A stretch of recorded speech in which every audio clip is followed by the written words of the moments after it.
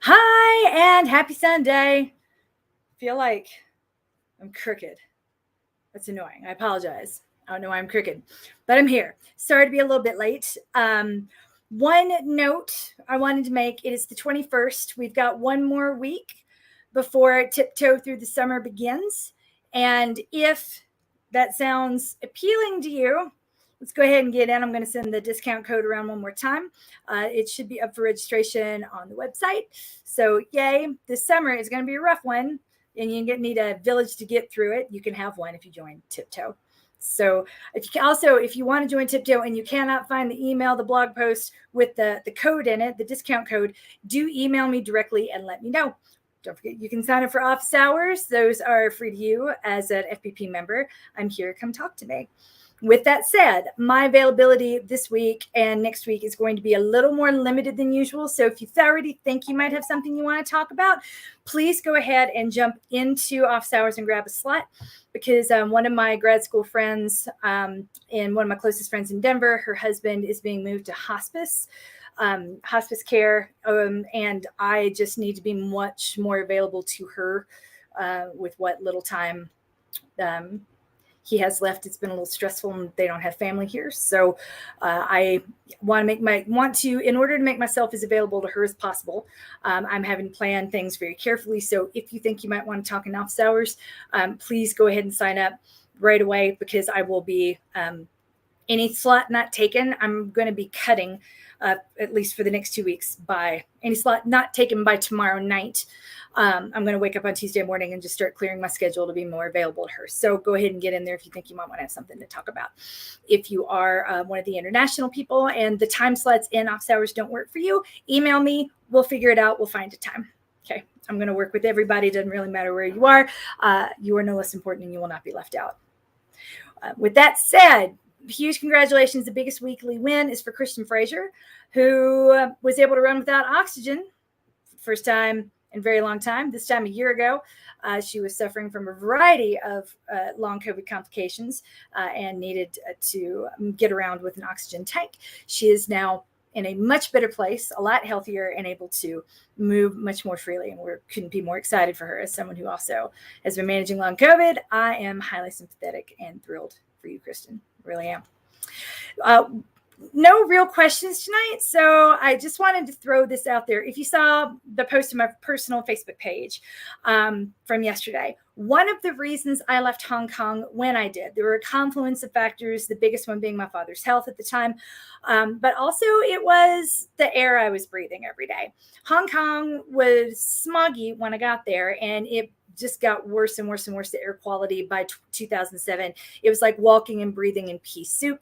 The AQI was announced every day with the weather. It was something that we tracked as closely by the time that I left as we did the temperature or anything else. You wanted to know the humidity, whether or not you would see the sun, see the sky, right?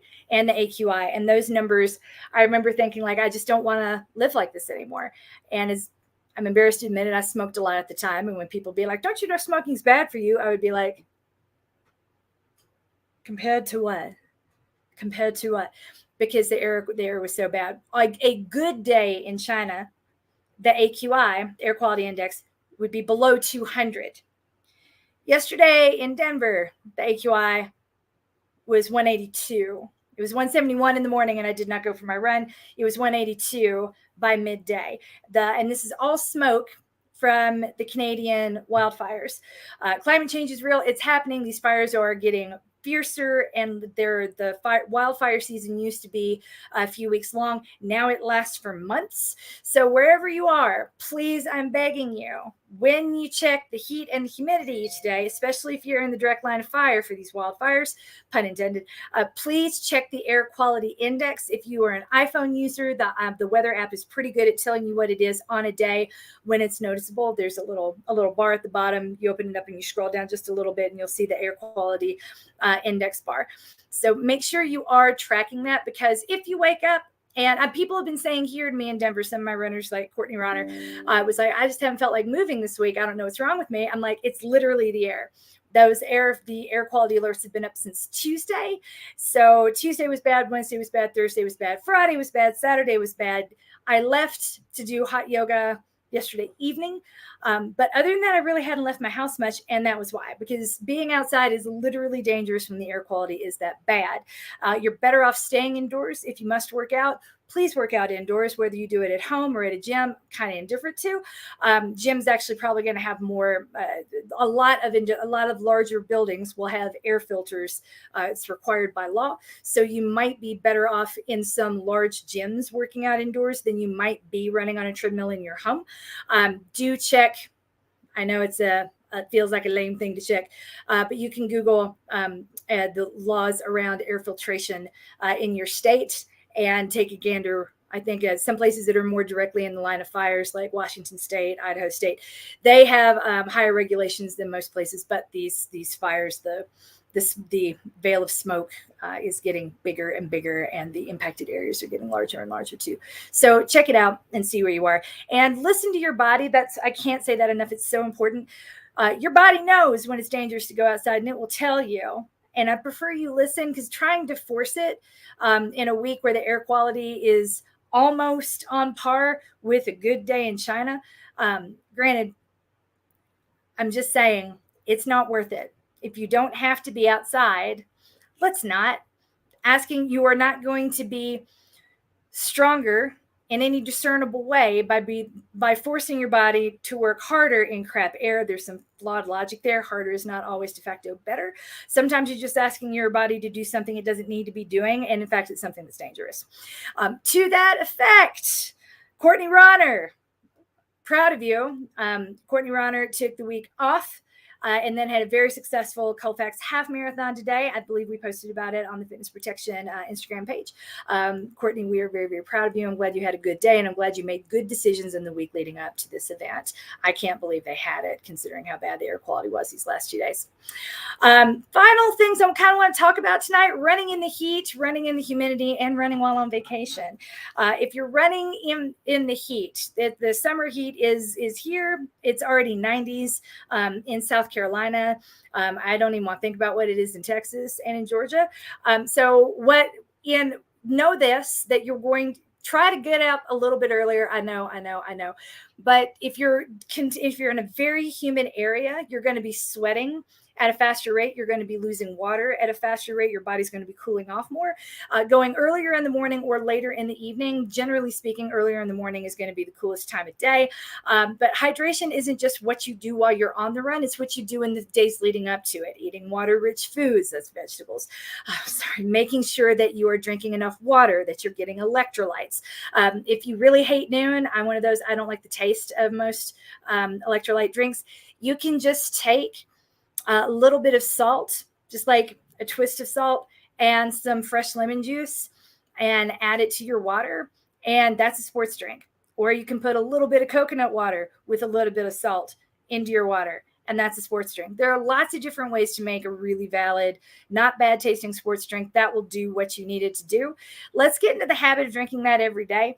I put lemon in my water every single day for that reason, not just for the vitamin C, but also to make sure that, ever since we moved to altitude, you lose salt and burn through electrolytes at a much faster rate. So we got to be replenishing them at a faster rate, and we got to be doing it all the time, not just on our runs. What you do the 3 days before your run is much more important than what you do on the run itself. That said, please don't leave for a run without some sort of salt stick, some sort of hydration pack. Happy to talk you through Nathan Camelback's. There are lots of really good options on the market. If you don't have one, this might be the summer you need to invest in it, because it's going to be hot and it's going to be wicked. Running in the heat that's the first part of running in the heat, is that you're going to be sweating more. And the second is that you really need to be cautious about covering up more. When I beg you to wear a hat, that's not just a vanity thing saying like, let's not get wrinkles. That is also, we're trying to prevent cancer, and we're trying to prevent exposure, because the more of your skin that is left uncovered, that's going to be hit by the sun, that's exposure. And if you've ever been, with the kids playing in the pool all day and you're exhausted at the end of the day, some of that's from the motion, but most of that is from your body trying to maintain homeostasis in the face of the sun and the heat and the motion. So it's more exposure than anything else that has kids tired after being outside playing all day this time of year. So with that, I'm sorry, it is with all this heat and all this smog, my skin is itching and my pollen is all over the place and it's really gross. So I tell you that to tell you this. Exposure is a thing. Please, you can get these really nice, thin, like sun protector, UV protector, long sleeve shirts from Wassell. I believe Lululemon makes a few that are, just because it's long sleeve doesn't mean it's for the winter. There are long sleeves that are specifically for the summer that are to prevent you from getting burned and reduce the amount of exposure to your skin when you're out. That sort of exposure that drains you at a faster rate, saps you of energy, and is basically when you're not properly covering up and you're not using sunscreen, you're asking your body to do more work. So wear your sunscreen, invest in a thin long sleeve, and make sure that you are reducing the amount of exposure you get each time that you're outside. Finally, make good choices, man. You know what they are. As much as we feel like I have to do this, and if I don't, then I'm lazy or I'm failing, that is not true. This game has changed. The last time I was in a really hard training cycle was 2016, and the wildfire season, I went back and looked, was only about 4 weeks long, and that was the longest on record. Last year's wildfire season lasted 9 weeks. And so I am just like, I'm going to the New York City Marathon. I've already decided I'm not going to run it. Like, if at the last minute I decide to walk part of it, we'll see, but I'm not going to be running it. I'm definitely not going to be racing it.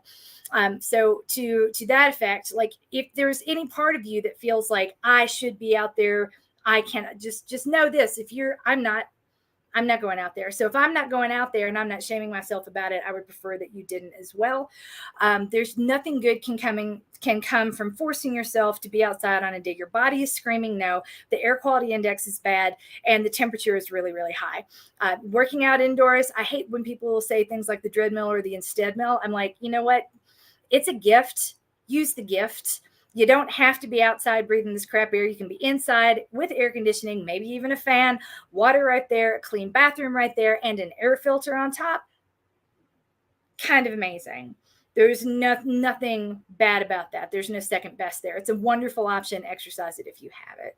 And if you exercise it all summer, you are by no means behind, because you've been able to do more if you have that option and exercise it than the rest of us who don't have that option and are sitting inside. So that is all I have to say this week. Please get into Tiptoe. You are coached. You are loved. If you're Courtney Rodder or Kristen Frazier or anyone else watching this right now, I promise you are, in fact, winning at life. Have an awesome week. And don't forget to sign up for office hours.